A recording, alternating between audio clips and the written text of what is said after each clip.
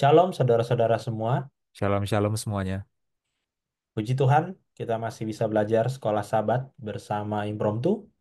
Pada saat ini kita masuk ke pelajaran yang kelima dengan judul Murka dari kasih ilahi. Ya, kita sudah sedikit menyinggung tentang murka Tuhan, emosi dalam tanda kutip yang terlihat negatif, ya, kecemburuan Tuhan di Sabat lalu. Sekarang kita akan mendalami murka Tuhan, ya, emosi yang tampaknya juga berkonotasi negatif, tapi apa maksudnya? Nah, nanti kita akan belajar. Dan seperti biasa, Mas Jansen saya undang untuk pimpin di dalam doa. Ya, mari kita berdoa.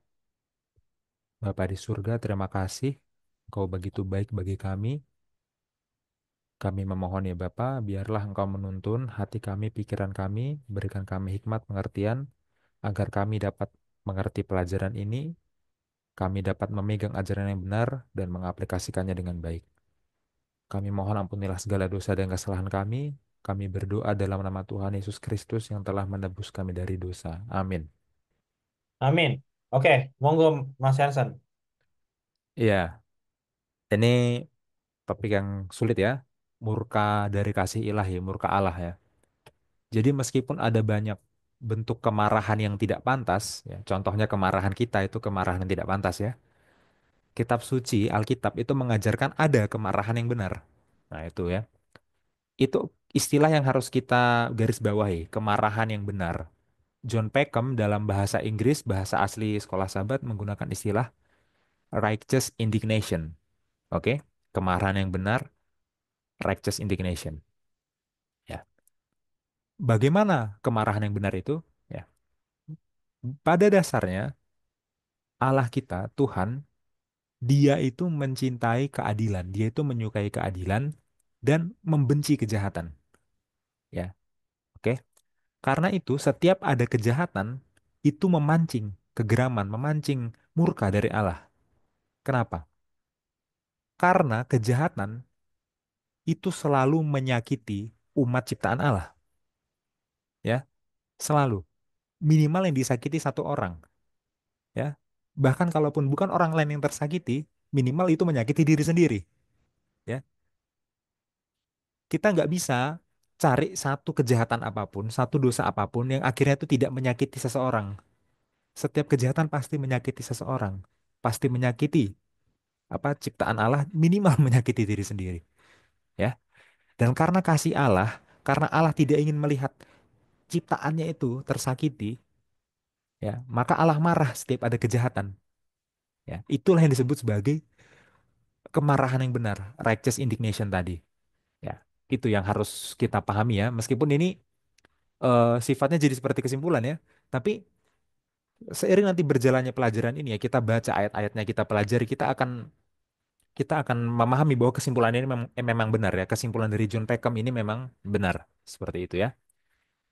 Selanjutnya dalam Alkitab, terutama Perjanjian Lama ya, tapi bukan hanya Perjanjian Lama, dalam hidup kita pribadi juga seperti itu. Ya, tapi terutama di Perjanjian Lama itu ada satu siklus yang disebut sebagai siklus pemberontakan. Ya, sekali lagi, dalam Alkitab, terutama Perjanjian Lama, ada satu siklus yang disebut sebagai siklus pemberontakan.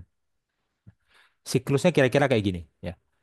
Manusia dalam hal ini bangsa Israel ya, bangsa Israel memberontak melawan Allah, melakukan kejahatan. Oke. Nah, setelah itu maka Tuhan merespon dengan menarik diri. Tuhan menarik perlindungannya dari bangsa Israel. Ya, gitu. Setelah Tuhan menarik diri, Tuhan menarik perlindungannya, maka bangsa Israel jadinya apa dikalahkan oleh bangsa-bangsa lain, ditindas oleh bangsa-bangsa lain ya. Contohnya oleh Asyur, oleh Babel, ya, Edom, Mesir dan lain sebagainya gitu ya. Oke. Nah, karena mereka ditindas oleh bangsa lain, akhirnya mereka meminta pembebasan dari Tuhan, ya. Meminta pembebasan dari Tuhan. Kemudian Tuhan dengan murah hati membebaskan orang-orang tersebut. Oke. Tapi meskipun apa sudah dibebaskan, akhirnya mereka memberontak lagi, memberontak lagi, bahkan apa sering lebih parah dari pemberontakan sebelumnya. Dan seperti itu terus-menerus membentuk siklus ya. apa para pakar perjanjian lama menyebutnya itu downward spiral. Apa itu bahasa Indonesianya, Bil? Eh, Sesuatu ya spiral yang makin lama makin turun ya, makin Iya. rendah Jadi derajatnya. dalam siklus pemberontakan ini mereka dari sini muter-muter begitu terus sampai mereka makin ke bawah, makin merosot, ya. Tapi meskipun begitu ya, meskipun mereka berulang kali tidak setia, Tuhan tetap setia. Tuhan tetap sabar. Tuhan tetap kasih secara mendalam. Oke? Ya, siklus pemberontakan ini ya harus kita pahami ya karena kalau nanti kita membaca perjanjian lama ya dari keluaran terutama ya, dari keluaran sampai Maleaki ya atau kalau menurut kanonnya Yahudi keluaran sampai Tawarik ya, yang mana aja, itu siklus ini terjadi terus ya. Dan sekarang kita nggak mungkin dong baca seluruh Alkitab dari keluaran sampai Maleaki gitu kan. Ya, akan sangat panjang. Nah, kita baca satu Mazmur yang merangkum itu. Ya, karena dalam Mazmur ada satu Mazmur ya yang merangkum siklus pemberontakan ini dalam bentuk lagu. Nah, ini menarik. Hmm. Ya, itulah gunanya Mazmur ya. Sejarah Israel yang panjang itu dijadikan pelajaran dalam bentuk lagu. Makanya sangat bermanfaat membaca Mazmur ya. Nah, kita buka Mazmur 78, Bil, ayat 38 ya. Tapi sebelum Bil baca ayatnya ya, saya mau jelaskan konteksnya ya. Jadi ya seperti yang saya sudah bilang tadi ya, Mazmur 78 ini menceritakan ulang sejarahnya bangsa Israel. Diceritakan ulang dalam bentuk lagu untuk menasehati pendengarnya supaya mereka itu merenungkan perilaku mereka. Oke? Dan sepanjang sejarah mereka, apa yang terjadi? Yaitu siklus pemberontakan ini yang terjadi ya. Seperti itu. Nah, sekarang kita buka ayat 38, Bil. Ya, kita tidak mungkin baca semua ayatnya karena ini adalah Mazmur terpanjang kedua di seluruh Mazmur. Yang paling panjang Mazmur 119. Ini terpanjang kedua ya. Jadi kita nggak mungkin baca semuanya. Langsung ayat 38 aja. Tetapi ia bersifat penyayang, ia mengampuni kesalahan mereka dan tidak memusnahkan mereka. Banyak kali ia menahan murkanya dan tidak membangkitkan segenap amarahnya. Oke. Sekarang kita buka bahasa Ibraninya, Bil.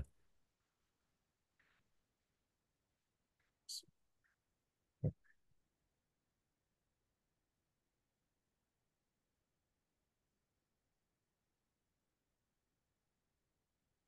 Oke ya. Behu rahum. Dan dia bersifat penyayang. Ya, kita ketemu lagi kata ini ya. Yang pekan lalu sudah kita bahas. Dan by the way, ayat ini juga kita buka pekan lalu ya. Behu rahum ya. Tolong dicatat ya, Bil ya. Rahum. Bersifat penyayang. Oke. Yekaper avon yang mengampuni dosa-dosa ya. Kata yekaper itu artinya menutupi, mengampuni ya, dan itu satu kata, sorry, satu akar kata dengan kata kipur itu ya. Oke. Velo yashit, dan tidak membalas, sorry, dan tidak memusnahkan mereka. Vehirbe lehashif apo, dan banyak kali, sering kali, lehashif berbalik apo dari marahnya, dari murkanya. Ya, dalam bahasa aslinya itu Tuhan seringkali berbalik dari hidungnya. Ya, kata af itu arti literalnya hidung, oke. Tapi hidung itu secara makna kiasan itu artinya marah ya. Jadi Hmm. seringkali, banyak kali Tuhan berbalik dari marahnya. Ya. Pertanyaannya, kapan Tuhan berbalik dari marahnya? Ya. Dalam sejarah bangsa Israel yang dirangkum di Mazmur 78 ini ya, dalam siklus pemberontakan mereka itu sebenarnya banyak kesempatan bagi Tuhan untuk apa? Untuk mencurahkan, menumpahkan kemarahannya. Waktu bangsa Israel berkali-kali memberontak, berkali-kali menyembah ilah lain ya, itu sebenarnya Tuhan bisa saja memusnahkan bangsa Israel. Ya, tapi nyatanya Tuhan tidak pernah memusnahkan bangsa Israel sepenuhnya. Ya. Dalam berbagai kesempatan saat Tuhan bisa saja menumpahkan kemarahannya, Tuhan menahan murkanya. Ya. Tuhan menahan murkanya saat Tuhan bisa saja melakukannya. Jadi seperti itu ya. Bagaimana respon Tuhan terhadap siklus pemberontakannya Israel menunjukkan ya seperti itulah sabarnya Tuhan ya. Jadi kalau kita bilang eh, apa murka Tuhan, kemudian kita asosiasikan itu dengan yang hal yang buruk ya, itu kurang tepat ya. Karena sebenarnya kalaupun kita melihat ada momen-momen di mana Tuhan itu murka gitu ya, melaksanakan murkanya, sebenarnya sudah lebih banyak momen Tuhan itu menahan murkanya, ya, sudah lebih banyak, ya. Nah, tapi kenapa ada momen-momen tertentu di mana Tuhan harus tetap melaksanakan murkanya? Nah, itu akan kita bahas nanti, ya. Tapi sejauh ini yang kita pahami adalah Tuhan tuh berkali-kali menahan murkanya. Oke, seperti itu, Bill. Silahkan tanggapannya. Baik, ada satu kutipan dari The This Day with God halaman 278. Dikatakan Tuhan telah mengirimkan pesan dari firman-Nya kepada jiwa-jiwa yang menjalani kehidupan yang ceroboh dan yang tidak malu dengan tindakan mereka yang salah. Saya mendengar kata-kata itu diucapkan, "Mengapa engkau berkata, jalanku tersembunyi dari Tuhan dan penghakimanku diabaikan oleh Allahku?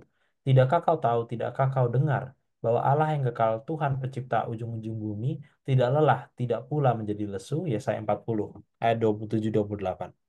Tuhan terus-menerus menarik hati manusia, memerintahkannya untuk mengenali kasih dan belas kasihannya, dan menerima kebenarannya sebagai ganti prinsip-prinsip kejahatan. Jika dia telah memohon kepada umat manusia di segala zaman, jadi dia telah memohon kepada umat manusia di segala zaman. Pada zaman Nuh, Kristus berbicara kepada manusia melalui agen manusia dan berkhotbah kepada mereka yang terikat pada dosa. Dia datang ke Israel diselumuti tiang awan pada siang hari dan tiang api pada malam hari. Dialah yang mendidik banyak orang itu di padang gurun yang mengembara. Ada banyak orang yang tidak mempertimbangkan hal-hal ini dengan cukup. Instruksi yang diberikan kepada Israel harus dipahami saat ini oleh setiap jiwa yang hidup. Ya, jadi apa namanya?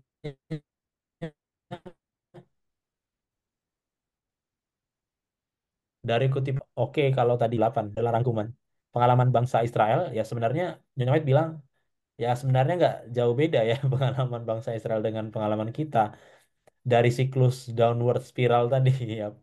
Ya kalau kita lihat diri kita sendiri, sebenarnya kita kayaknya sama aja kayak bangsa Israel, ya kan? Apa siklusnya? Ya kita memberontak kepada Tuhan, ya kan? Lalu nanti pada saat ada masalah kita minta tolong Tuhan, tolong bantu. Setelah Tuhan bantu, nanti kita memberontak lagi kepada Tuhan, begitu ya. Jadi ya pada akhirnya kurang lebih kita 11-12 dengan bangsa Israel. Dan Nyonya White katakan jadi dia telah memohon kepada umat manusia di segala zaman. Artinya apa? Artinya Tuhan yang panjang sabarnya kepada bangsa Israel itu Tuhan yang sama juga panjang sabarnya kepada kita gitu. Nah, sekarang pertanyaannya apakah kita akan melakukan atau merespon yang sama dengan bangsa Israel padahal kita sudah tahu ini loh, ini loh yang Tuhan lakukan. Ini loh kesabarannya gitu. Masa kan kita udah tahu Tuhan tuh sabar terus kita main-mainin kesabaran Tuhan gitu. Oh, Tuhan tuh sabar, ya udahlah main-mainin aja lah, Mhm. kan Tuhan sabar gitu. Nah, setelah ini kita kan belajar ternyata ada batasnya. Nanti ada keadilan yang harus Tuhan laksanakan. Nah, itu gimana itu? Ya kan? Tapi sebelum kita masuk ke poin itu, Tuhan yang sama kok dengan bangsa Israel. Kalau kita mengulangi pengalaman bangsa Israel tadi, ya kurang lebih sama lah nanti hasilnya ya. Dengan bangsa Israel ya apa? Tuhan meninggalkan dia gitu kan. Pada akhirnya ditolak, ya kan? Bahkan dia menolak Yesus ya pada saat Yesus datang, dan nantilah kita lihat seperti apa murka Tuhan itu sesungguhnya apabila dia akan laksanakan. Mungkin itu, Mas Yansan. Sampai di sini dulu. Iya. Oke, selanjutnya mari kita lihat contoh ya dari bagaimana sabarnya Tuhan ini ya. Kita lihat, Hmm, kita belajar dari kisahnya Yunus. Oke, oke. kita buka Yunus 3 ayat 10, Will. Yunus 3 ayat 10. Ketika Allah melihat perbuatan mereka itu, yakni bagaimana mereka berbalik dari tingkah lakunya yang jahat, maka menyesallah Allah karena malapetaka yang telah dirancangkannya terhadap mereka, dan ia pun tidak jadi melakukannya. Ya. Oke, sekarang kita buka bahasa Ibraninya, Will. Oke, Jonah. Mana Jonah? Set. Ya. Ini. Oke. Bayar ha Elohim et ma'asehem ya. Maka Allah Elohim melihat perbuatan mereka, kishavu, bahwa mereka berbalik, midarkam hara'a, dari darkam. Darkam itu dari kata derech ya. Derech itu sebenarnya arti literalnya adalah jalan. Oke, jadi Midarkam itu artinya adalah dari jalan mereka. Hmm. Ya, cuman dalam artian ini jalan itu bukan jalan betulan, bukan jalan harafiah, tapi jalan kehidupan. Nah, Nah, iya, jalan iya. kehidupan itu apa? Ya tingkah laku itu jalan kehidupan ya. Jadi nggak salah bahasa Indonesia menerjemahkan sebagai tingkah laku, ya, tapi aslinya itu adalah jalan. Dari jalan mereka hara'a yang jahat. Nah, yang jahat. Nah, kita harus catat kata ini ya. Ra'a bisa diartikan jahat, bisa diartikan buruk. Oke? Ya. eh kita lanjutkan ya. Wayinachem ha Elohim, maka Allah menyesal al hara'a atas ra'a asyir diber yang telah dikatakannya la asyot akan dilakukannya. Ya. Jadi sesuatu yang dikatakan untuk dilakukan. Maksudnya apa? Ya rencana. Ya. Kalau Iya. kita bicara sesuatu untuk kita lakukan itu kan namanya rencana. Ya, bahasa Hmm. Indonesia menerjemahkannya sebagai yang telah dirancangkan.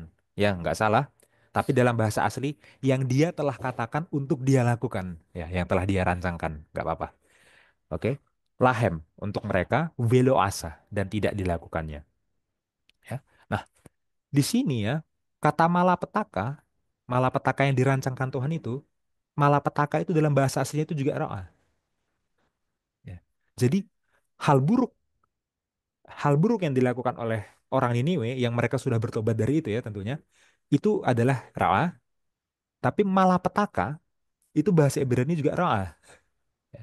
Dan permainan kata ini ya yang tidak ditangkap oleh bahasa Inggris ataupun bahasa Indonesia. Oke. Dalam bahasa Ibrani itu adalah orang Niniwe berbalik dari ro'a mereka, maka Tuhan membatalkan ro'anya. Ya, karena logikanya adalah tingkah laku yang buruk, tingkah laku yang ro'a harusnya berakhir dengan nasib yang buruk, nasib yang ro'a, gitu kan? Tingkah laku jahat harusnya berakhir dengan malapetaka kalau apa parafrasenya gitu. Ya. Tapi logika itu dipatahkan oleh logika yang lebih tinggi, logika ilahi, logika belas kasihan Tuhan. Ya, dalam logika belas kasihan Tuhan, tingkah laku yang ro'a nggak harus berakhir dengan ro'a. Tingkah laku yang jahat nggak harus berakhir dengan malapetaka. Kenapa? Karena dengan pertobatan ya, di situ dibatalkan apa hal yang sudah Tuhan rencanakan itu. Penghukuman yang sudah Tuhan rencanakan itu dibatalkan dengan pertobatan mereka. Gitu ya. Jadi eh pada dasarnya ya, kalaupun Tuhan itu mau menghukum, oke, ya, dari siklus pemberontakan tadi ya, dalam hal ini bukan bangsa Israel yang memberontak, bangsa Niniwe dan kejahatan bangsa Niniwe itu lebih parah dari bangsa Israel, oke. Iya. Dalam apa proses Tuhan mau menghukum, ya, Tuhan itu sebenarnya selalu memberikan jalan keluarnya, ya. Dan biasanya itu dalam bentuk apa? Dalam bentuk peringatan untuk bertobat. Biasanya gitu. Dan kalau benar-benar peringatan untuk bertobat itu diindahkan, ya, mereka benar-benar bertobat itu biasanya dan pasti ya Tuhan itu membatalkan hukumannya dan ini terjadi, ya. Tingkah laku ro'a mereka akhirnya tidak mendapatkan ro'a. Kejahatan mereka akhirnya tidak mendapatkan malapetaka. Itu ya. Nah, kita lanjutkan Bil ke Yunus 4 ayat 1. Yunus 4 ayat. Yunus 4. Tetapi hal itu sangat mengesalkan hati Yunus, lalu marahlah ia. Ya, kita baca dalam bahasa Ibrani Bil. Oke. Panahnya dari bawah. Oke. Ya. Di sini ya, permainan kata yang ada di ayat sebelumnya itu dilanjutkan. Ya, saya bacakan dulu tanpa saya terjemahkan. Vayira Elionah, Ra'a gedolah, Vayikharlo. Sekali lagi, ya, saudara dengar dengan seksama. Vayira Elionah, Ra'a gedolah, Vayikharlo. Ya, secara literal artinya apa? Maka buruklah hal itu bagi Yunus, buruk sekali, keburukan yang sangat besar, maka marahlah dia. Ya, kalau bahasa Indonesianya menerjemahkannya nggak salah, tapi nggak literal sehingga dia nggak menangkap permainan kata itu. Ya, tetapi hal itu sangat mengesalkan hati Yunus. Kurang kurang menggambarkan permainan katanya.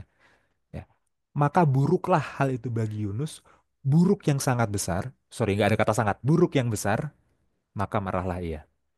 Ya. Jadi karena orang Niniwe berbalik, bertobat dari ro'a yang mereka lakukan, maka Tuhan tidak jadi memberikan ro'anya, malapetaka. Tapi hal itu justru ro'a bagi Yunus. Ya kan? Tingkah laku yang ro'a harusnya berakhir dengan nasib yang ro'a. Tapi kalau hal itu tidak terjadi, maka ro'a itu justru bagi Yunus. Ya. Nah, eh saya mau sedikit apa ya?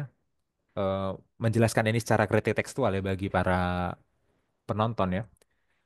Dalam eh, teks aslinya, dalam manuskrip aslinya ya, nggak ada pembagian pasal, nggak ada pembagian ayat, nggak ada pembagian perikop.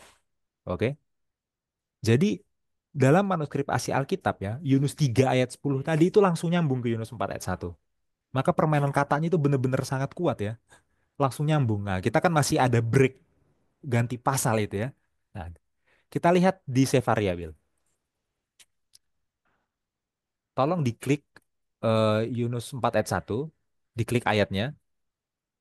Oke, kemudian dibagi ke bawah ke bagian resources.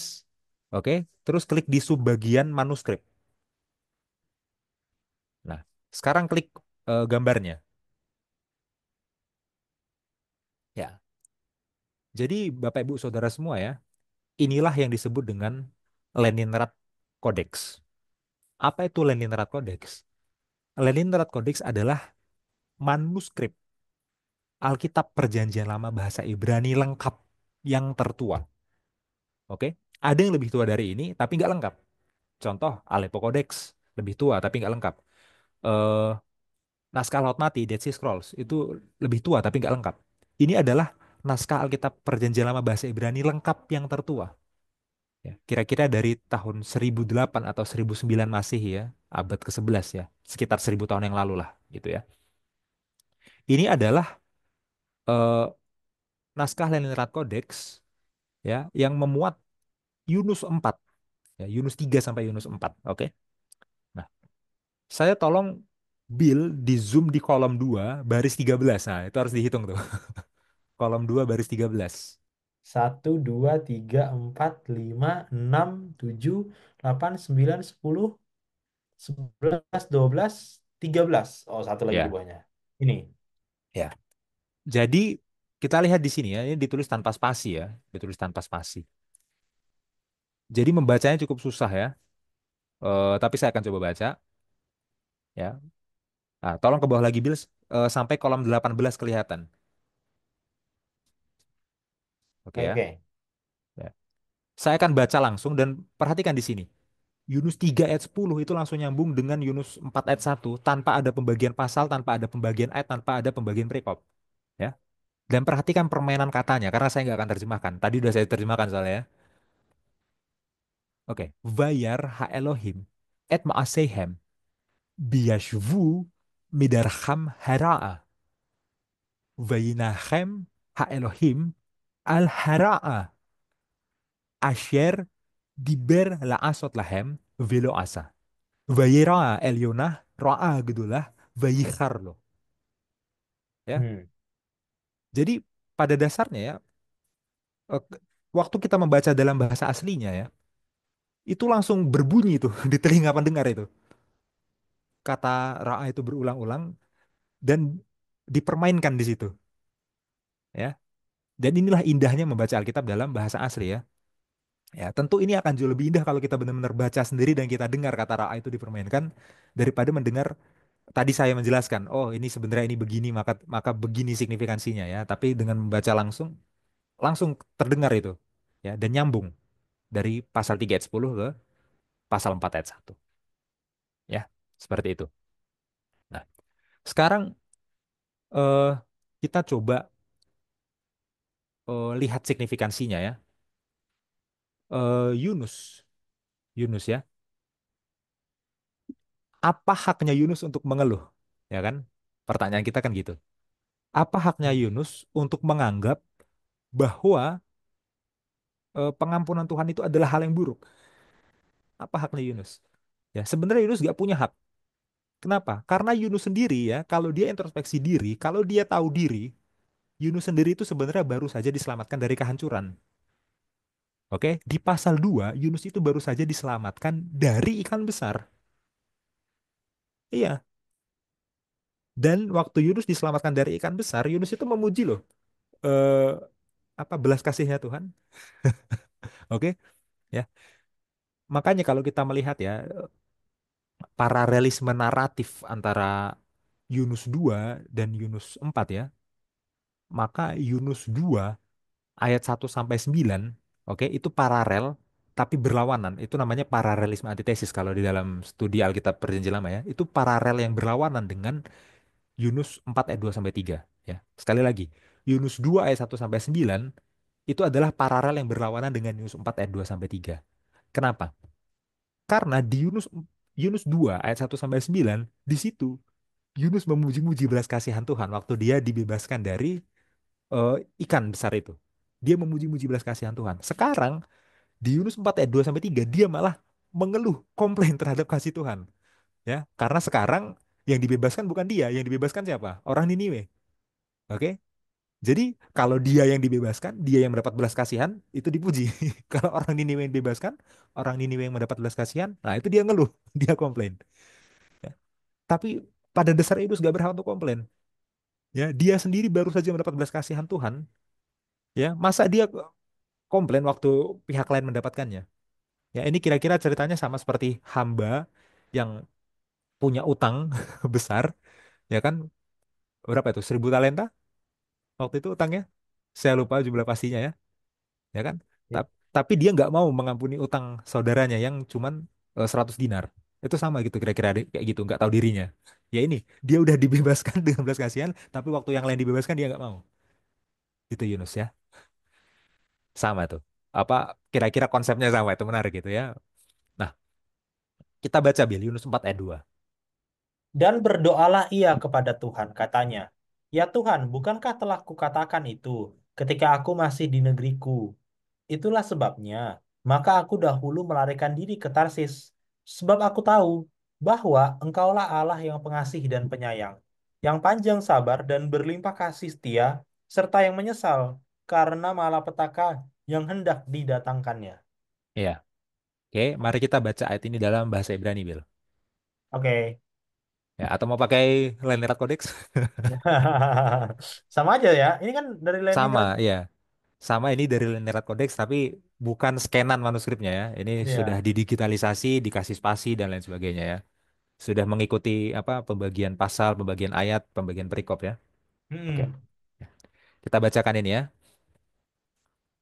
Vayit Palel El Adonai, ya, maka dia berdoa kepada Tuhan. Vayomer, berkatalah dia, Ana Adonai, oh Tuhan, ya.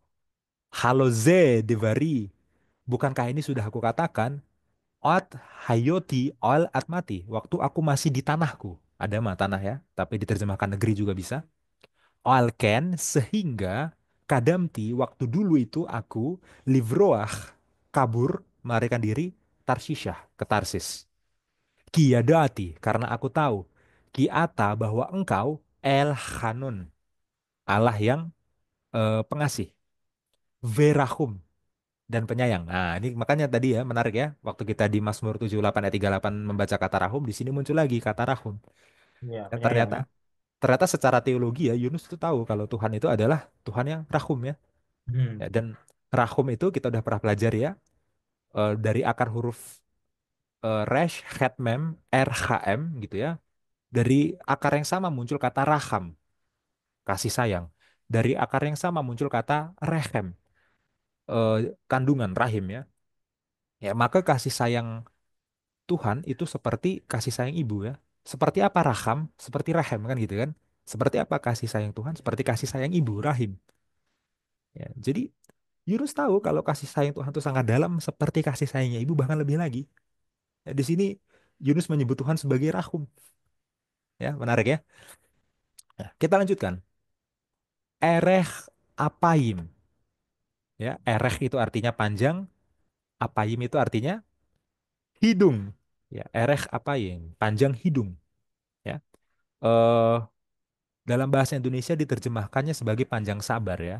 Ya, tapi Dalam bahasa Ibrani itu digunakan kata hidung. Kenapa? Karena dalam bahasa Ibrani hidung itu adalah kata kiasan untuk kemarahan. Ya, karena biasanya kalau orang marah, hidungnya itu jadi merah. Ya, kalau disebut dia panjang hidung, berarti hidungnya itu lama merahnya. Maksudnya apa? Ya lama dia marahnya. Kalau orang lama marahnya disebut apa? Panjang sabar, betul. Jadi terjemahannya nggak salah, tapi nggak menangkap keindahan sastra bahasa aslinya. Keindahan sastra bahasa aslinya bilangnya ereh apayim, panjang hidung, ya lambat untuk marah, gitu ya. Kemudian kita lanjutkan. Veraf chesed, veraf chesed dan besar chesednya, ya. Di sini Yunus menggunakan kata chesed untuk mendeskripsikan Tuhan. Ya, kita udah pernah pelajari kalau kata chesed itu nggak punya terjemahan yang pas dalam bahasa Inggris dan bahasa Indonesia. Ya kan? Kenapa? Karena kata chesed itu di dalamnya ada arti kebaikan, ada arti belas kasih, pengampunan, oke? Tapi di dalamnya sudah ada arti kesetiaan dan loyalitas juga. Nah, gimana caranya satu kata itu di dalamnya udah ada kebaikan, belas kasih, ya, pengampunan itu ya, kesetiaan, loyalitas, ya. Gimana cara cari kita cari terjemahannya? Ya, karena ini kata yang sangat kaya dalam bahasa Ibrani nih, chesed, gitu ya. Dan di sini Yunus tahu kalau Tuhan itu adalah Tuhan yang chesed, gitu ya. Nah, kita lanjutkan ya. Beniham dan menyesali al-hara'a, menyesali ra'a, hal buruk, malapetaka yang dirancangkannya. Muncul lagi kata ra'a, ya. Di sini seakan-akan semua kata yang sudah pernah kita pelajari muncul dalam satu ayat gitu ya. Ya, Ya kan? Jadi inilah ya ternyata kepiawaiannya Yunus dalam hal teologi ya. Ternyata waktu dia berteologi, dia membuat pengakuan imannya itu benar gitu ya. Dia menjabarkan ringkasan mengenai sifat-sifat Tuhan. Dan dalam ringkasan itu dia menjelaskan bahwa Tuhan itu rahum, Tuhan itu chesed, erech apayim ya, panjang hidung, panjang sabar. Benar yang Yunus katakan tentang sifat Tuhan itu benar. Dan rangkuman ini ya dalam bentuk basicnya itu munculnya paling awal tuh dalam Keluaran 34 ayat 6. Oke. Jadi kemungkinan di sini Yunus ini mengutip, mengalusi Keluaran 34 ayat 6. Ya tentu saja Yunus tahu Keluaran ya, karena itu adalah dari Taurat ya, dan zamannya Yunus Taurat itu sudah ditulis gitu ya.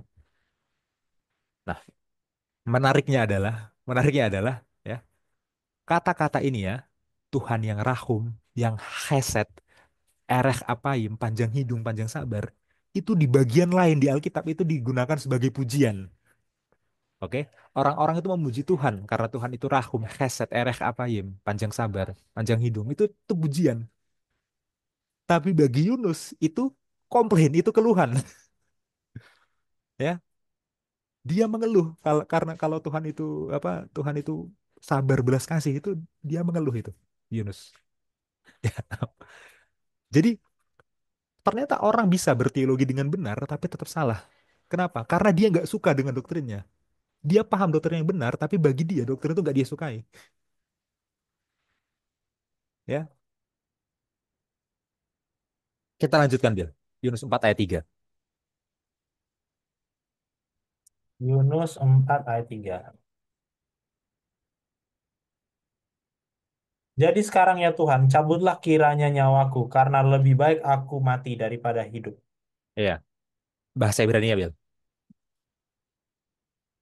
Ya, Ya. Ve'ata dan sekarang Adonai Tuhan kahna ambillah et nafsi, ambillah nafasku, nyawaku, hidupku, mimeni daripadaku. Ya, kitov karena lebih baik moti, aku mati ya, mirip banget ya. Ya, karena kata mati dalam bahasa Indonesia itu dari kata maut dalam bahasa Arab ya, dan bahasa Arab dengan bahasa Ibrani itu serumpun ya. Kitov moti karena lebih baik aku mati mehai daripada hidup. Ya, jadi sekarang Yunus merasa dia sudah tidak bisa lagi mewakili Allah ya. Dia minta mati, Yunus minta mati. Ya. Yunus terima kalau dirinya diampuni, dia puji Tuhan kalau dirinya diampuni, tapi Yunus nggak terima kenyataan kalau orang Niniwe juga harus diampuni. Ya, apalagi orang Niniwe itu dalam masa lalunya itu sudah berbuat banyak kejahatan ke orang Israel gitu kan. Dia nggak terima orang Niniwe harus diampuni. Lebih baik dia mati daripada orang Niniwe diampuni. Oke, lanjut Bil. Yunus 4 ayat 4. Tetapi firman Tuhan, layakkah engkau marah? Ya, layakkah engkau marah Yunus ya? Ini pelajaran bagi kita ya, aplikasi ini aplikasi ya. Jangan sampai kita seperti Yunus. Oke? Kita harus sadar ya, waktu kita menerima belas kasihan Tuhan, waktu kita menerima pengampunan Tuhan, kita itu nggak layak. Oke, Yunus itu sebenarnya nggak layak itu untuk menerima belas kasihan dan pengampunan Tuhan. Orang dia sebagai nabi dia kabur kok. Ya, dia nggak layak menerima pengampunan Tuhan, tapi Tuhan tetap ampuni. Ya kan? Kita juga nggak layak menerima pengampunan Tuhan, belas kasihan Tuhan, tapi Tuhan tetap ampuni. Nah, jangan sampai waktu kita lihat orang lain, ya, kita marah waktu orang lain mendapatkan kasih karunia Tuhan, pengampunan. Kita anggap, oh, karena mereka itu nggak layak. Ya, kita juga nggak layak. Kenapa kita marah? Kan gitu ya. Seperti itu ya. Jadi kalau kita yang tidak layak ini sudah mendapatkan pengampunan dari Tuhan, ya, mendapatkan belas kasih dari Tuhan, ya marilah kita teruskan itu kepada orang lain juga ya. Doa Bapa kami itu sangat indah ya. Dan ampunilah kami, apa dan ampunilah kesalahan kami seperti kami juga mengampuni orang yang bersalah kepada kami. Itu Ya. attitude yang benar. Ya, dan jangan sampai dan ampunilah kesalahan kami ya karena kami emang layak diampuni Tuhan, kami sedang bergumul, tapi jangan ampuni yang lain karena mereka itu emang jahat Tuhan. Bukan seperti itu ya. Bukan seperti itu. Oke, sebelum Bill kasih tanggapan, kita buka Mazmur 145 ayat 9. Mazmur 145 145 ayat 9. ayat 9. Tuhan itu baik kepada semua orang dan penuh rahmat terhadap segala yang dijadikannya. Iya, Tuhan itu baik kepada semua orang, ya, kepada segala yang dijadikan. Itu akhirnya segala makhluk itu akhirnya, ya, bukan hanya Iya. semua orang, semua makhluk, ya. Jadi bangsa Israel diampuninya, ya, bangsa Israel yang tadi sudah ada siklus pemberontakannya itu diampuni, bangsa Niniwe yang sangat jahat pun, Niniwe itu Asyria itu juga diampuni, ya. Sekali lagi ya, kita mempelajari murka Tuhan, ada beberapa momen Tuhan itu menjalankan penghukumannya gitu ya, menjalankan murkanya. Ya, tapi pada dasarnya ya, semua orang, bangsa apapun, itu mendapatkan rahmat Tuhan itu, mendapatkan pengampunan Tuhan itu. Ya. Jadi lebih besar rahmatnya itu, pengampunannya itu daripada murkanya. Ya. Nah, tetap ada pertanyaan. Tapi kenapa ada momen di mana murkanya harus tetap dilaksanakan? Iya, nanti kita bahas ya. Tapi sejauh ini kita udah paham ini. Dari kasus ini Niniwe akhirnya diampuni kan? Niniwe Iya. akhirnya diampuni kan? Berarti sebegitu besarnya lah pengampunan dia. Lebih besar dari murkanya. Doanya itu malah petakannya itu kan akhirnya dibatalkan ya. Seperti itu. Silahkan tanggapannya, Bil. Iya, ya kasus Niniwe ini sebenarnya ya ini adalah contoh yang baik ya. Sebelum kita masuk ke eksekusi murkanya Tuhan karena bangsa Niniwe ini sangat jahat ya. Mm-mm. Ya mereka sangat sangat, sangat jahat sekali ya. Asyur ibu kotanya lagi. Dan itu ya apa namanya? Ya itu masuk akal ya kalau kita lihat pelajaran Yunus ya karena dia kabur kan. Kenapa dia kabur gitu kan? Hmm. Eh, Ya kurasa bukan karena alasan malas tapi ya bagi dia bangsa Niniwe ini sangat jahat dan dia takut gitu kan. Ya Iya, kalau dia tahu Tuhan pasti mengampuni. iya dan dia tahu ya itu ya. Jadi lebih baik Mbak kabarkan supaya mereka nggak Pokoknya diampuni. nggak Karena usah. kalau mereka bertobat pasti diampuni. Ya, jadi ini apa Yunus ini kayak menemukan glitchnya Tuhan gitu ya dalam sistem Tuhan gitu ya. Tuhan itu Iya. baik ya. Jadi siapapun mau apapun kastanya, apapun dosa masa lalunya, kalau dia memang bertobat, Tuhan pasti ampuni. Ya udahlah, saya nggak usah menginjil, saya nggak mau. Mereka diampuni. Iya. Itu unik ya. Tapi ada satu kutipan dari Kisah Para Rasul, halaman 550 ya tentang Tuhan itu lambat untuk marah. Kasih ilahi menyampaikan seruannya yang paling menyentuh hati ketika memanggil kita untuk menunjukkan belas kasihan yang sama seperti yang ditujukan Kristus. Hanya orang yang memiliki kasih yang tidak mementingkan diri sendiri bagi saudaranya yang memiliki kasih sejati bagi Allah. Nah, ini susah ya. Orang Kristen sejati tidak akan membiarkan jiwanya dalam bahaya dan tidak perlu diperingatkan. Akan diperingatkan, tidak diperhatikan. Ia tidak akan menjauhkan diri dari orang yang bersalah, membiarkan mereka semakin terjerumus ke dalam ketidakbahagiaan dan keputusasaan atau jatuh ke medan perang setan. Ya kan? Mereka yang belum pernah mengalami kasih Kristus yang lembut dan penuh kemenangan tidak dapat menuntun orang lain ke sumber kehidupan. Kasihnya di dalam hati adalah kuasa yang memaksa, yang menuntun manusia untuk menyatakan dia dalam percakapan, dalam roh yang lembut dan penuh belas kasihan dalam mengangkat kehidupan orang-orang yang bergaul dengan mereka.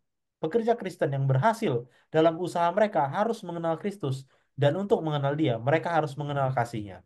Di surga, kebugaran mereka sebagai pekerja diukur dari kemampuan mereka untuk mengasihi seperti Kristus mengasihi dan bekerja seperti dia bekerja. Ya, ini yang saya highlight ya. Ia tidak akan menjauhkan diri dari orang yang bersalah. Literally itu yang Yunus lakukan. Menjauhkan diri dari orang yang merasa bersalah ya. Dan ya yang kita bisa baca dari kutipan ini kalau kita itu mengklaim atau kita itu merasa kita itu sudah dikasihi Tuhan dan kita tidak meneruskan kasih itu ya tadi kata Mas Hansen ya kepada orang lain. Berarti sebenarnya kita tidak benar-benar mengerti kasih Tuhan yang Tuhan berikan kepada kita atau bahkan lebih dalam lagi sebenarnya kita tidak mengasihi Tuhan at the first place gitu ya. Mm-mm. Kalau kita tidak meneruskan itu karena ya menurut saya itu cuma perbedaan waktu aja. Maksudnya gini, Mm.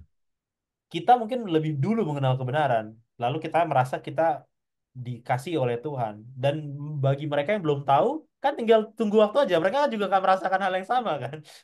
Gitu Mm. kan. Walaupun mungkin di saat ini atau di saat sekarang mereka mungkin kita rasa lebih jahat atau lebih duniawi atau apapun lah.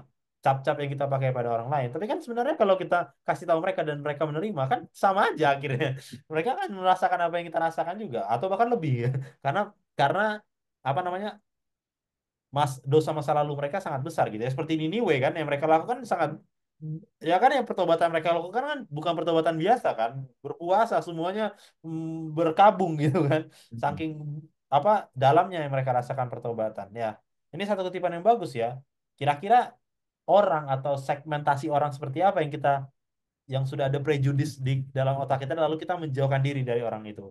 Ya, menjauhkan diri bukan berarti maksudnya kita tergabung lalu ayo aku kan seperti kamu jadi orang jahat, bukan. Maksudnya apa orang yang kita sudah prejudis sehingga kita tidak kasih tahu yang benar kepada mereka itu maksudnya ya. Dan itu Mm. itu itu tantangan bagi kita ya, terutama ya orang muda dan semua kalangan lah. Ya, introspeksi bagi kita. Mungkin itu Mas Yansan. Ya ya, jangan menjauhkan diri dari orang bersalah ya. Kabarkan ke semua orang dan ya jangan marah kalau mereka akhirnya diampuni. Kita pikir, Iya. wah udah sejahat itu masih diampuni ya, kita kesal. Jangan sampai seperti itu ya. Harus bahagia, harus bahagia. Jangan seperti eh, anak yang satunya dari peristiwa anak yang hilang. Ya, Iya. waktu anak yang hilang kembali dia nggak senang ya. Jangan seperti itu juga. Tapi jangan jadi anak yang hilang juga. Ya, itu juga ya. Ya, seperti itu ya. Oke. Oke, kita sekarang belajar dari perjanjian baru, dari peristiwa Tuhan Yesus, Will. Kita Oke. buka Matius 21 ayat 12 sampai 13. Matius 21. 12-13. Lalu Yesus masuk ke bait Allah dan mengusir semua orang yang berjual beli di halaman bait Allah. Ia membalikan meja-meja penukar uang dan bangku-bangku pedagang merpati dan berkata kepada mereka, ada tertulis, rumahku akan disebut rumah doa, tapi kamu menjadikannya sarang penyamun. Ya, ya. Kita tadi di awal sudah menyebut satu istilah itu ya, kemarahan yang benar, righteous indignation dalam bahasa Inggris. Nah, ini adalah contohnya. Ini adalah contoh kemarahan yang benar, righteous indignation. Ya, kenapa? Karena di sini ya, orang-orang pemuka agama justru memperlakukan bait Allah itu sebagai sarang penyamun, sebagai tempat untuk mengambil keuntungan dari para janda, orang yatim, ya, orang miskin, ya kan? Padahal sebenarnya bait suci itu fungsinya untuk apa sih? Bait suci itu sebenarnya adalah sebuah tempat untuk upacara, sebuah tempat untuk korban, ya kan? Dan korban itu kan sebenarnya adalah sebuah lambang, ya, untuk merujuk kepada anugerah Allah, ya kan? Korban itu kan sebuah lambang terhadap pengampunan Allah, yang nantinya korban itu digenapi oleh Yesus sendiri, iya. Tapi kan korban itu kan di dalamnya itu maknanya itu mengingatkan orang terhadap anugerah Allah, pengampunan Allah akan dosa. Nah, sekarang ini malah dijadikan tempat untuk mengambil keuntungan dari orang-orang miskin. Ya, pertanyaannya lagi, ada nggak pihak yang tersakiti di sini? Ada. Ada, ya. Ya orang-orang miskin yang datang ke Bait Suci, ya, yang akhirnya harus em, menukar uang di sana, dan kemudian dalam menukar uang itu ada fee-nya, fee penukarannya gitu. Itu Ya, mereka yang marginnya tersakiti. besar. Gimana? Marginnya besar kan, besar banget Ya, kan kalau mereka marginnya besar, buka. iya kan? Jadi itu pasti ada yang tersakiti. Ya, bahkan bagi pihak-pihak yang berbuat curang ini pun tuh sebenarnya mereka tersakiti ya, karena dengan mereka berbuat begitu mereka jadi nggak bisa memaknai eh, ibadah di bait suci dengan apa, dengan sepenuhnya gitu kan. Jadi pihak yang dirugikan secara ekonomi jelas rugi, pihak yang berbuat curang meskipun mereka merasa untung keuangan itu sebenarnya mereka sedang rugi secara rohani juga gitu loh. Nah, kalau semua pihak di sini dirugikan dan Tuhan mengasihi semua pihak yang ada di situ, Tuhan mengasihi orang yang berbuat curang ini, Tuhan juga mengasihi orang yang dicurangi. Bener gak kalau Tuhan gak marah? Hmm. Apakah kalau Tuhan gak marah itu baru, oh karena Tuhan mengasihi orang-orang di bait suci, Tuhan gak marah baru dia benar-benar kasih. Loh, justru kalau Tuhan gak marah, dia tuh gak benar-benar mengasihi. Ya, karena Tuhan tidak mau orang yang dikasihinya ini menderita, justru disitulah Tuhan harus marah. Jadi kemarahan itu sebenarnya adalah bentuk kasih itu sendiri di sini. Ya, makanya jangan ada di antara kita yang berpikir ya, kalau Tuhan Maha Pengasih berarti tanpa ada kemarahan sama sekali. Oh, itu salah. Atau ada lagi yang berpikir, oh perjanjian lama itu Tuhan tuh pemarah, perjanjian baru Tuhan pengasih. Ini di perjanjian baru ini ayatnya ini. Tuhan Iya. apa marah di sini. Ya, dan di perjanjian lama tadi Tuhan membatalkan marahnya. Iya. Gitu ya. Jadi baca Alkitab jangan dipilih-pilih ya. Kita bisa temukan Tuhan membatalkan marahnya di perjanjian lama dan perjanjian baru. Kita juga bisa temukan Tuhan melaksanakan marahnya di perjanjian lama dan perjanjian baru. Ya. Tapi pada dasarnya ya, di sini kemarahan Tuhan itu adalah kemarahan karena kasih dan itu sama dengan perjanjian lama. Sama dengan perjanjian lama. Ya. Seseorang yang kasih itu pasti marah kalau ada kejahatan. Apalagi kejahatannya menyangkut orang yang dia kasihi itu. Seperti itu ya. Silakan tanggapannya Bill. Iya. Benar ya yang Mas Yansan bilang ya. Ya ini Tuhan yang sama ya. Yang di perjanjian lama mungkin bagi sebagian orang terlihat sangat marah, tukang marah. Ya. Hmm. Tukang marah dan siap untuk menghukum semua orang, semua bangsa. Gitu. Tapi ya, eh ya jadi saya menjadi berpikir ya. Ya tapi ini random banget. Hmm. Saya jadi berpikir, kalau misalnya tadi tesisnya kan di awal itu kan sudah semacam summary kan. Tadi Mas Ernst sedikit summary kan ya. Tapi nanti kita akan get back to it. Tapi maksudnya kalau tesisnya demikian, emosi Tuhan yang adalah sebagian dari emosi itu adalah kemarahan yang dihasilkan karena kejahatan. Berarti kalau kita bisa bilang kejahatan itu kan muncul semenjak ada dosa. Ya kan, karena dosa itu pertama kalinya muncul kejahatan. Ya kan, Hmm. kita saya rasa sebagai orang Kristen kita harus setuju lah akan hal itu ya. Tidak ada Hmm. tidak ada Lucifer sebelum Lucifer yang kita kenal gitu kan. Nggak Iya. ada. Karena itu Lucifer itu adalah kejahatan yang pertama. Oke, kita assume lah dosa gitu ya, in broader sense di apa general term gitu ya. Dosa. Dosa itu adalah kejahatan. Artinya sebelum ada dosa, Tuhan itu tidak memiliki Tuhan itu tidak mengekspresikan kemarahan ini dong. Karena nggak ada kejahatan, gitu kan? Hmm. Karena Hmm. nggak ada kejahatan. Artinya apa? Artinya yang terjadi di dalam Alkitab ini adalah sesuatu hal yang sangat unik, baru, bahkan bagi third party, contohnya malaikat. Paham nggak sih? Hmm. Karena mereka Iya. hidup bersama dengan Tuhan Iya. eternity sebelumnya. Mereka nggak pernah lihat Tuhan kayak gini, gitu kan? Mereka nggak pernah lihat Tuhan marah karena mereka nggak pernah buat kejahatan. Nggak Karena nggak pernah ada ada dosa. kejahatan. Iya. Bener. Tapi Heeh. semenjak ada Lucifer dan dosa dan ada humanity yang melakukan kekacauan ini semua, mereka baru lihat. Nah, saya ya sebagai orang Kristen saya dan ini bentuk dari penasaran saya ya ketika nanti insya Allah ketika nanti saya ada di surga saya akan tanya ya respon apa yang mereka berikan kepada Tuhan ketika mereka melihat peristiwa ini ya apakah coba kita pikir apakah malaikat yang ini malaikat yang benar ya ketika melihat Tuhan ini apakah mereka akan protes protes gitu ya. Tuhan nih kok marah-marah sih gitu. Atau mereka sadar bahwa sebenarnya yang Tuhan lakukannya adalah bentuk kasih gitu ya. Bentuk kasih dan inilah yang terjadi gitu ya. Wah, ya ini luar biasa sekali ya elemen kemarahan Tuhan dan tentu tentu sekali lagi kita tidak kita tidak mungkin sedalam itu mengeksplorasi emosi Tuhan ya, karena emosi Tuhan itu sangat dalam, sangat luas. Kita tidak bisa mengerti Tuhan secara 100%. Tapi apa yang sudah Tuhan berikan di dalam Alkitab ini, saya rasa itu sudah cukup ya. Memberikan perjanjian lama yang tampaknya dia tidak pernah mengampuni orang, ternyata tadi ya, kita udah lihat kasusnya. Perjanjian baru yang tampaknya dia selalu mengasihi orang, ternyata ada kasusnya juga, dia marah-marah. Gitu ya. Dia marah-marah, dan itu adalah ekspresi kasih dia. Dan itu semua karena kejahatan. Itu semua karena kejahatan. Nah, ya itu mind blowing banget ya. Kejahatan membuat Tuhan berekspresi kasih yang belum pernah dilihat oleh malaikat sebelumnya. Ya, itu sangat luar biasa. Satu kutipan bagi kita di Desire of Ages halaman 310. Dikatakan demikian. Memang benar ada kemarahan yang dapat dibenarkan. Bahkan di antara para pengikut Kristus, ya ini diekstrasi ya. Ketika mereka melihat bahwa Allah dihina, pelayannya direndahkan.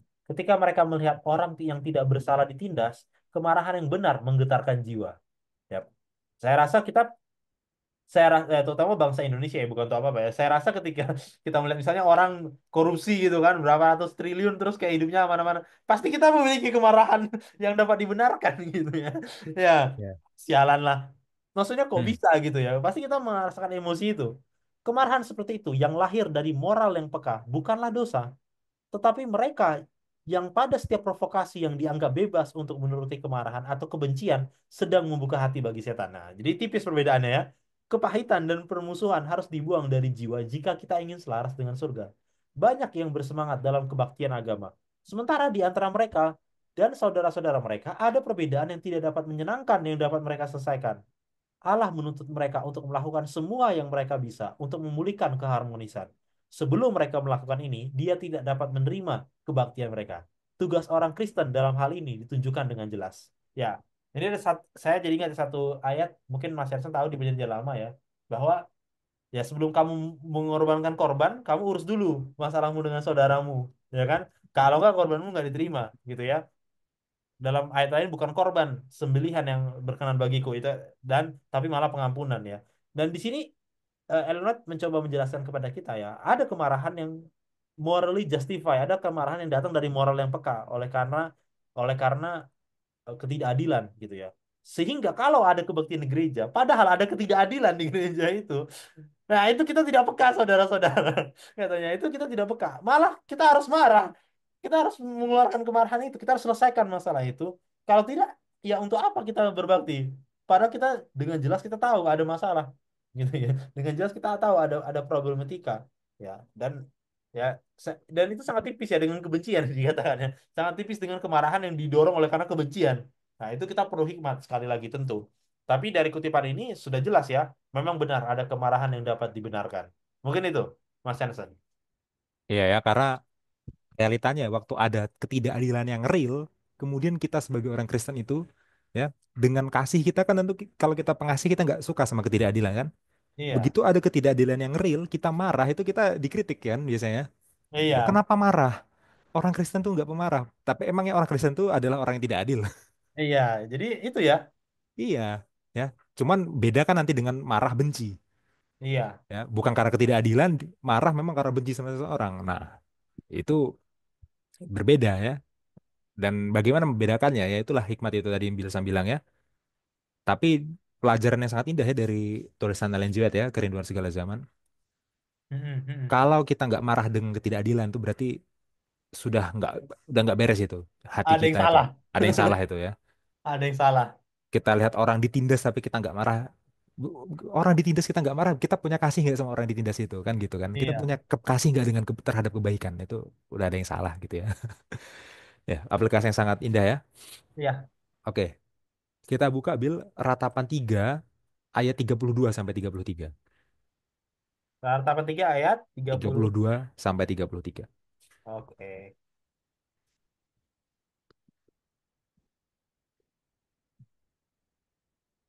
32. Karena walau ia mendatangkan susah, ia juga menyayangi menurut kebesaran kasih setianya. Karena tidak dengan rela hati ia menindas dan merisaukan anak-anak manusia. Ya. Kita bandingkan ayat ini ya dengan beberapa terjemahan bahasa Inggris. Oke, dalam bahasa Indonesia itu ada frasa Colong Bil, ya. Karena tidak dengan rela hati ia menindas, oke? Tidak dengan rela hati itu ya dalam bahasa Indonesia. Hmm. Kita bandingkan dengan bahasa Inggris, Bil. Pertama Nesby dulu, coba. Tidak dengan rela hati. Oke, Nesbi ya. Eh, ratapan. Ratapan. Lamentation. Ya, 3 ayat 33. 33. Oke. Dalam bahasa Inggris, Nesby, New American Standard Bible, ya. For he does not afflict willingly. Dia tidak menindas dengan sukarela. Willingly, ya, dengan sukarela. Oke, itu Nesby. Ya. Kita buka King James Version, Bill. Tambahkan King James Version. King James Oh, bukan di situ ya. King James Version. Set, Oke, 32. ya 33 ya. Eh, Ya. Nah, ini bahasa Inggris kuno ya. For he doth not afflict willingly. Saya nggak tahu cara bacanya itu gimana yang benar ya. Bagi yang sastra Inggris tolong koreksi ya. Tapi di sini King James pakai kata willingly sama dengan SB. He doth not afflict willingly ya. Tidak menindas dengan sukarela sama. Jadi Nesby sama dengan King James Version. Oke. Tambahkan satu versi lagi Bill, kita bandingkan dengan ESV, English Standard Version. SP. Set, 33. Nah, ESV menerjemahkannya sebagai for he does not afflict from his heart. Dia tidak menindas dari hatinya, ya, from his heart dari hatinya. Oke. Jadi ESV justru samanya dengan terjemahan baru dengan bahasa Indonesia. Oke. Ya. Sekarang udah terbagi dua kubu nih. TB dengan ESV, NSB dengan King James Version gitu ya. Gimana cara kita untuk tahu yang benar? Ya gampang, standarnya bahasa asli, selalu seperti itu ya. Jadi jangan sampai standarnya itu King James ya, teman-teman ya. Standarnya adalah bahasa asli. Oke. Dalam bahasa asli dikatakan, bahasa Ibrani, kilo oina milibo. Karena dia tidak menindas milibo. Milibo itu adalah satu kata gabungan dari tiga kata. Dari kata min itu artinya dari, levav, levav atau lev itu artinya hati, min levav dari hati, ya. Dan akhiran vav yang dibaca sebagai vokal o itu adalah kependekan dari hu. Hu itu artinya adalah dia, dia gendernya laki-laki. Min dari levav hati, hu dia laki-laki.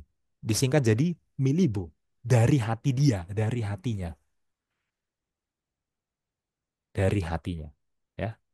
Jadi menurut bahasa aslinya secara literal yang lebih mendekati apa? Ya, terjemahan baru lebih mendekati. ESV lebih mendekati. Ya, Tuhan menindas manusia itu bukan dari hatinya. Oke? Tapi apakah Nesby dan King James Version salah cara makna? Ya enggak juga ya. Ya nggak Benar juga. juga.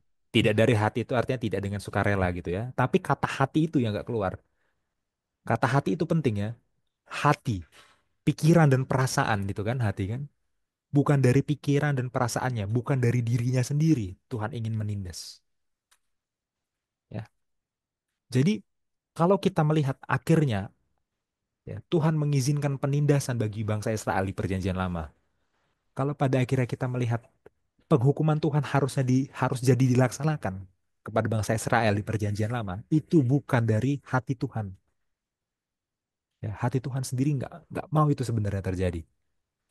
Akhirnya kita harus jawab sekarang, tapi kenapa tetap terjadi? Kenapa tetap ada momen di mana bangsa Israel tetap dihukum? Ya, kita harus tetap jawab itu. Ya, dan jawabannya ada di 2 Tawarik 36 ayat 16. Nah, tolong dibuka, Bil. Dua, 2 Tawarik 36 ayat 16. 36. 36. Sorry. Ya, Typo. ya. Dua Tawarik. Ya. 36, Bil. Oh, Ya, ayat 16. 19. Tetapi mereka mengolok-ngolok utusan-utusan Allah itu, menghina segala firman-Nya, dan mengejek nabi-nabinya. Oleh sebab itu murka Tuhan bangkit terhadap umatnya, sehingga tidak mungkin lagi pemulihan. Ya, kita udah melihat tadi ya, ada siklus pemberontakan ya kan? Setiap kali mereka memberontak, Tuhan apa menarik dirinya, mencabut perlindungannya sehingga mereka akhirnya bisa diserang dan dikalahkan oleh bangsa lain. Oke. Waktu mereka diserang oleh bangsa lain, yang terjadi apa? Yang terjadi mereka minta tolong ke Tuhan. Ya kan? Waktu mereka minta tolong ke Tuhan, Tuhan dengan sukarela membebaskan mereka. Tapi waktu Tuhan sudah membebaskan mereka, apa yang terjadi? Mereka memberontak lagi, bahkan lebih parah. Dan begitu terus, begitu terus, begitu terus, downward spiral, ya, sampai ada titik tidak mungkin lagi pemulihan. Itu kata kuncinya, tidak mungkin lagi pemulihan. Itu terjadi berulang-ulang sampai nggak ada jalan keluar lagi. Akhirnya harus dijatuhilah hukuman itu. Harus terlaksanalah hukuman itu. Dan dalam konteks ini, dalam konteks 2 Tawarik 36 ayat 16, hukumannya apa? Mereka harus dibuang ke Babel, ditawan ke Babel, ya kan? Tapi kalau kita belajar Alkitab, itu kan Tuhan tetap sediakan solusinya. Iya. Karena Tuhan sudah nubuatkan, nanti mereka dari Babel, mereka akan dibebaskan oleh Kores. Gitu kan? Jadi tetap ada solusinya lagi bahkan setelah ini. Dan Babelnya itu tetap dihukum. Ya. Kenapa? Karena bangsa Israel memang sudah berulang kali memberontak, berkali-kali membentuk siklus, dan akhirnya mereka harus dibiarkan untuk diserang Babel. Ya, tapi Babel yang melakukan itu umatku, berani-beraninya kamu. Tetap dihukum, Mm-mm. gitu loh. Ya, jadi kalau kita sudah benar-benar melihat siklus pemberontakan dan bagaimana Tuhan berkali-kali menahan murkanya, dan akhirnya begitu tidak ada lagi jalan keluar, tidak ada lagi jalan pemulihan, akhirnya harus dihukum. Kita akhirnya melihat ya bahwa Tuhan itu sebenarnya begitu besar kasihnya, begitu besar kasihnya. Kita bisa melihat bahwa akhirnya kemarahan Tuhan itu benar-benar bukan kemauan Dia. Ya, kemarahan Tuhan itu adalah sebuah jalan buntu sebenarnya. Iya. Dan akhirnya tujuannya apa? Mendisiplin mereka. Ya. Bangsa Israel akhirnya dibuang di Babel selama 70 tahun, ditawan di Babel selama 70 tahun itu akhirnya untuk mendisiplin mereka. Supaya mereka bisa introspeksi diri. Dan akhirnya untuk kebaikan mereka juga bahkan. Ya. Jadi jangan pernah berpikir, oh Tuhan itu punya hati yang ingin menghukum kita gitu. Tuhan tuh senang begitu menghukum kita. Bukan dari hatinya. Kalaupun akhirnya nggak ada jalan keluar dan harus tetap dihukum itu bukan dari hatinya. Dan tetap disediakan jalan keluar dan itu tetap untuk kebaikan kita. Ya, ini pelajaran yang harus kita pahami ya. Dan pasti ini teraplikasi juga dalam kehidupan kita. Ya, kita pikirkan dalam kehidupan kita, dalam siklus pemberontakan kita, kapan kita sampai akhirnya terlalu banyak memberontak sampai itu akhirnya mentok nggak ada lagi jalan keluar, akhirnya harus terjadi itu penghukuman. Tapi setelah itu masih ada jalan keluar akhirnya. Tapi penghukuman itu membuat kita introspeksi. Coba pikirkan lagi, ya, ya. Dan semoga ini menjadi kekuatan bagi kita ya yang mungkin selama ini bergumul dengan isu ya. Kenapa ada penderitaan dalam hidupku? Kenapa Tuhan dalam perjanjian lama itu berulang kali marah begini begitu? Dan kenapa nanti di perjanjian baru Tuhan juga ada kemarahan ya? Nanti yang paling berat itu kemarahan Tuhan yang di kitab Wahyu itu. Ya, itu ngeri bahasanya itu ya. Nah, tapi kita nggak bahas sampai ke situ. Ya, silahkan Bill, tanggapannya. Ya, terima kasih Mas Jansen. Ada satu kutipan dari In Heavenly Places, halaman 272. Lah, Ya, coba benerin sekarang aja Bill. Itu udah bener. ini kayak ada kena space apa gitu, aku pun bingung. Oke, aku lanjut. Ada satu kutipan dari In Heavenly Places, halaman 272. Dikatakan demikian. Bapa Sorgawi kita tidak rela menyiksa dan mendukakan anak-anak manusia. Dunia ini adalah tempat pencobaan, kesedihan, dan kepedihan kita. Kita di sini untuk menanggung ujian dari Allah. Api tungku akan menyala sampai ampas kita habis dan kita keluar sebagai emas yang dimurnikan dalam tungku penderitaan. Terang akan keluar dari kegelapan ini. Tuhan yang memberi, Tuhan yang mengambil, terpujilah nama Tuhan. Ayub 1 ayat 21. Biarlah ini menjadi bahasa hati. Awan belas kasihan melayang di atas kepala kita, bahkan di saat yang paling gelap. Manfaat Allah bagi kita sebanyak tetes hujan yang jatuh dari awan ke bumi, yang gersang untuk menyirami dan menyegarkannya. Belas kasihan Allah ada atas Anda. Jika mata Anda terbuka, Anda akan melihat Bapa surgawi Anda membungkuk di atas Anda dengan kasih. Dan jika Anda dapat mendengar suaranya, itu akan terdengar dengan nada belas kasihan kepada Anda yang terpuruk karena penderitaan dan kesengsaraan. Berdirilah teguh dan kekuatan dalam kekuatannya. Ada istirahat bagi Anda. Ya, ini sangat indah ya, bahwa ya saya mencoba berpikir ya, tapi sebenarnya kalau teman-teman baca uh, bukunya John Peckham yang Theodicy of Love ya, dia menerangkan bahwa memang benar Mas Jansen bilang tadi, kemarahan Tuhan itu adalah jalan terakhir Tuhan, gitu ya. Jalan terakhir Tuhan dalam merespon kebebasan memilih manusia yang memilih dosa.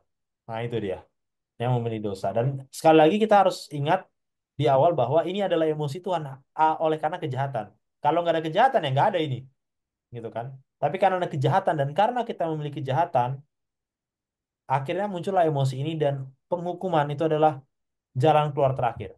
Ya, dan mungkin nanti kita akan pelajari juga bahwa penghukuman itu adalah bentuk ekspresi Tuhan dalam meninggikan keadilan, ya. Pada akhirnya keadilan itu akan tercapai oleh karena penghukuman itu. Tapi pada pada hakikatnya ya Tuhan itu tidak ingin melakukan ini semua.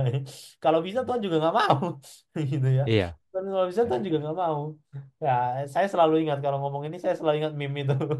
Hmm. Orang yang dari pohon terus gini, ya, yang pakai baju kuning itu ya. Tuhan itu tidak seperti itu ya. Menunggu kita berbuat dosa untuk, wah, akhirnya dia berbuat dosa. Inilah penghukuman bagimu. Ya, Tuhan bukan seperti itu ya. Ekspresi tadi ya dari hatinya itu luar biasa sekali ya menurut saya ya. Dari hatinya. Jadi seolah-olah tidak ada dalam hatinya untuk melakukan ini, tapi dalam tanda kutip terpaksa gitu kan. Terpaksa. Dan nanti kita akan belajar ya. Saya harap kita akan belajar. John PK mungkin akan menjelaskan. Tapi kalau saudara mau tahu, baca bukunya ya lebih dalam, bahwa saking luar biasanya Tuhan, penghukumannya yang adalah kata terpaksa itu, karena terpaksa itu pun bisa menjadi metode Tuhan dalam mendisiplin kita. Coba lihat, coba kita pikir ya. Di awal tadi kita melihat bahwa sebab akibat Tuhan itu menghukum karena ada sebabnya, yaitu dosa, kejahatan, ketidakadilan. Tapi saking luar biasanya dia, yang dia lakukan penghukuman itu bisa juga menjadi kedisiplinan untuk supaya tidak berbuat dosa lagi. Gitu ya. Jadi Tuhan Hmm. itu bekerja, Tuhan tuh maunya bekerjanya gini, tapi karena dosa dia bekerja harus gini, harus muter, muter, muter. Tapi dalam muter-muternya dia, itu pun udah bagus sekali gitu ya. Itu pun adalah apa? Bukan hal yang biasa dan bukan hal yang sederhana yang dia lakukan. Dan itu sampai sekarang saya masih belum bisa mengerti ya. Dan saya rasa sampai kapanpun tidak bisa mengerti ya. Maha taunya Tuhan dan maha luar biasanya Tuhan. Kejahatan bisa dia gunakan. Ya, kemarahan dia bisa dia gunakan untuk ke dalam perikop ini api ya. Api untuk memurnikan emas gitu ya. Dan ya saya rasa bagi kita yang menderita, ingat kutipan ini ya, berdirilah teguh dalam kekuatannya, ada istirahat bagi Anda ya. Kita harus ingat karena Tuhan bukan mau melakukan seperti ini dari hatinya, tapi selalu ada kesempatan untuk bertobat, selalu ada istirahat. Kalaupun di dalam dunia ini tidak ada istirahat, nanti pasti ada istirahat. Gitu ya. Kalau kita merasa wah mati dalam kesengsaraannya, bodoh amat, tapi nanti akan ada istirahat. Itu dia yang lebih penting. Mungkin itu Mas Hansen dari saya. Ya. Ya, terima kasih ya Bil ya. Kita tutup dengan ayat yang tadi dikutip oleh Yunus ya. Ya, Keluaran 34 ayat 6. Keluaran 34 ayat 6. 3. Ya. Tapi kali ini kita mengutipnya dengan benar ya, jangan mengutipnya untuk mengeluh ya. Keluaran 34 ayat 6. Berjalanlah Tuhan lewat dari depannya dan berseru, Tuhan, Tuhan, Allah penyayang dan pengasih, panjang sabar, berlimpah kasihnya, dan setianya. Ya. Semoga ini bisa kita tanamkan dalam hati dan pikiran kita ya. Tuhan Hmm, yang penyayang, Hanun, Tuhan yang pengasih ya, Rahum, panjang sabar, Erech Apayim ya, berlimpah kasih setianya, Raf Chesed ya, Raf Chesed apa? Ya, Raf Chesed, berlimpah kasih setianya ya. Semoga itu bisa jadi kekuatan bagi kita dalam apapun pergumulan kita sekarang ya.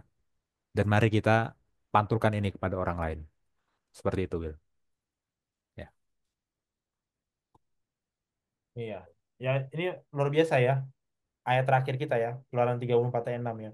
Panjang sabar, berlimpah kasih setianya, Hesed itu ya, penyayang dan pengasih ya. Ya, saudara-saudara, pelajaran ini sangat bagus ya. Ini pelajaran yang sangat bagus. Melihat perspektif lain dari kemarahan Tuhan. Saya rasa nanti, ya ini baru di pelajaran kelima ya. Dan kita sudah teologi yang sangat dalam ya. Ini luar biasa sekali sih. Kita dapat kesempatan untuk belajar di sekolah sahabat loh. Ini kita nggak perlu baca jurnal. Ya Hmm. bagi kita yang malas, nggak perlu baca jurnal, nggak perlu apa gitu kan. Nggak perlu Ya, riset, banding-bandingkan. Udah tinggal kita makan aja, tinggal disuapin dah. Dan saya sangat bersyukur ya pelajaran ini di apa dipakaikan dalam buku sekolah sahabat ya. Ini karena ini saudara ini teologi yang sangat dalam dan tidak banyak denominasi Kristen bisa menjelaskan ini. Tidak banyak. Dan saya sangat bersyukur ya gereja kita punya John Peckham dan ya memiliki apa struktur yang sangat rapi ya dalam menjelaskan ini ya. Dan kita tunggulah. Ini baru sahabat kelima, kita lihat pelajaran selanjutnya seperti apa. Mas Yansen ada tambahan terakhir? ya, langsung kita ke poin-poin Saran Bill. poin studi. Ya, Oke. Saran poin diskusi bagi guru SS. ya. Oke, cool. Yang pertama, siklus pemberontakan. Ya, siklus pemberontakan bangsa Israel di Perjanjian Lama. Nah, ini nggak mungkin kita baca Keluaran sampai Maleakhi dalam sekali duduk. Maka kita buka ada satu Mazmur lagu sebenarnya ini ya yang merangkum itu. Ya, Iya. Mazmur 78. Oke, dalam Mazmur 78 dijelaskan itu siklus pemberontakan itu. Tapi kuncinya ada di ayat 38. Ya. Di ayat 38 dijelaskan Tuhan seringkali banyak kali menahan murkanya. Oke. Jadi dalam siklus pemberontakan bangsa Israel, Tuhan tidak pernah memusnahkan bangsa Israel sepenuhnya, tapi sering membatalkan murkanya. Waktu sebenarnya Tuhan bisa saja untuk melaksanakan murkanya. Ya, itu poin pertama. Kedua, kisah Yunus ya. Kisah Yunus ya. Kalau pelajaran sekolah Sabat mulainya di pasal 4 ayat 1, tapi saya pengen mulainya di pasal 3 ayat 10. Mulai di pasal 3 ayat 10 ya. Perhatikan permainan kata ra'ah dalam bahasa Ibrani. Ya, artinya buruk atau jahat, tapi di situ bisa diterjemahkan sebagai malapetaka, diterjemahkan sebagai kekesalan ya. Tapi pada dasarnya apa? Orang Niniwe berbalik dari ra'ahnya, ya kan? Tuhan membatalkan ra'ahnya, tapi hal itu malah ra'ah bagi Yunus. Ya, itu dan bahas bahwa sebenarnya Yunus tidak berhak untuk komplain. Yunus tidak berhak untuk komplain karena Yunus sendiri sebenarnya baru saja dibebaskan dari penderitaan, dari kehancuran, dari ikan besar di pasal 2 ya. Dan pemahaman tentang teologi yang benar bahwa Tuhan itu pengasih, penyayang, panjang sabar, berlimpah kasih setia itu tidak cukup ya. Kita bukan hanya harus paham karakter Tuhan seperti apa, tapi kita harus senang dengan karakter itu. Jangan sampai karakter yang harusnya kita puji itu malah kita keluhkan, Hmm. ya kan? Dan aplikasinya apa? Aplikasinya senanglah waktu kita diampuni, tapi senang juga waktu orang lain yang mungkin kita anggap sudah sangat buruk itu diampuni juga. Kita tidak layak, mereka tidak layak, semua tidak layak. Jadi mari kita sama-sama mencari pengampunan Tuhan dan kita juga saling mengampuni. Ya. Dan poin aplikasi selanjutnya adalah sadarlah bahwa sebesar itu pengampunan Tuhan bagi semua orang. Niniwe sejahat itu pun bisa diampuni kok. Ya, Niniwe sejahat itu bisa diampuni ya. Itu bisa dihubungkan ke Mazmur 145 ayat 9 tadi. Tapi kalau nggak mau dihubungkan ke situ, kisah Yunus sendiri itu sudah menjelaskan itu. Ya, itu kemudian lanjutkan ke ini ya, kisah Tuhan Yesus menyucikan bait suci ya. Ya, ada ketidakadilan di bait suci dalam sistem apa? Sistem penukaran uangnya, dalam sistem untuk membeli korbannya itu ada ketidakadilan ya. Dan yang dirugikan di situ adalah orang-orang miskin. Oke.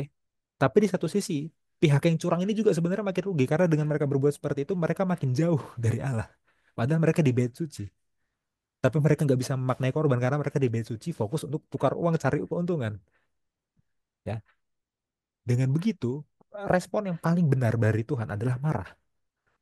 Iya, saat ada orang umat yang dikasihinya dirugikan, ya Tuhan harus marah.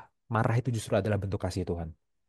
Ya, waktu Tuhan membersihkan bait suci di Yerusalem ya, dan di situ dia banting-banting meja dan lain sebagainya, itu sebenarnya adalah respon kasih. Itu ya. Empat. Poin selanjutnya, eh ya, ratapan 3 ya, ayat 32 sampai 33 itu tentu harus dibaca dari bahasa aslinya ya, bahwa Tuhan itu Tuhan itu menghukum, ya dalam bahasa aslinya itu menindas ya. Kita pakai aja kata menindas boleh. Tuhan tuh menindas bukan dari hatinya.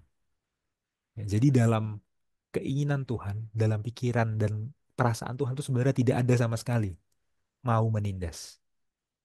Oke?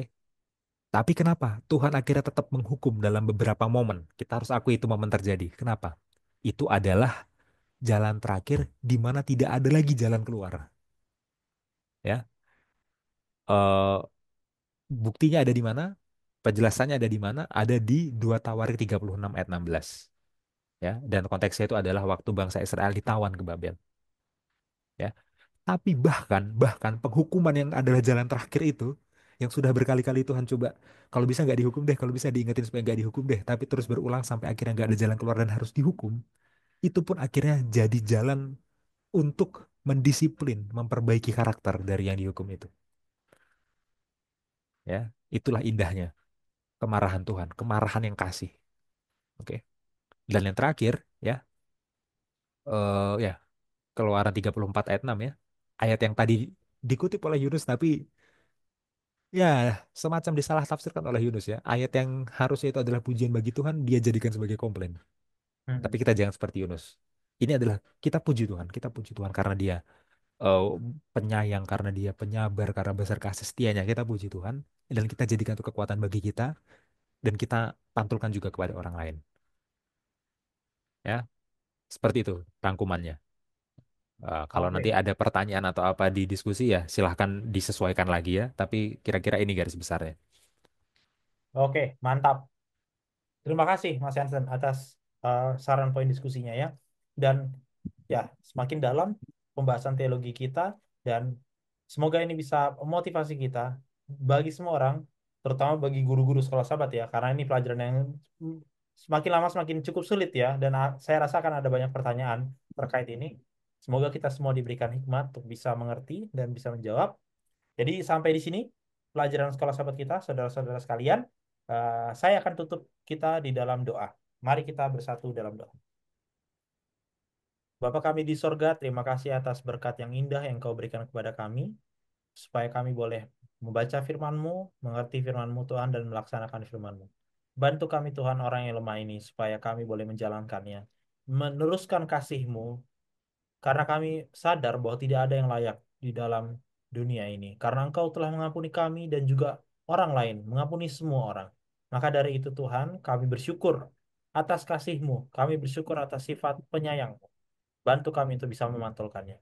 Tuhan, hamba-Mu berdoa secara khusus untuk semua pemimpin diskusi di sahabat ini supaya boleh memimpin diskusi dengan lancar, dengan baik, dengan benar, sesuai Roh Kudus yang Kau berikan kepada kami. Terima kasih Tuhan, Engkau telah mengampuni segala dosa kami. Di dalam nama Tuhan Yesus kami berdoa. Amin. Amin, amin. Baik, sampai di sini pelajaran sekolah sahabat kita. Shalom semuanya. Salam.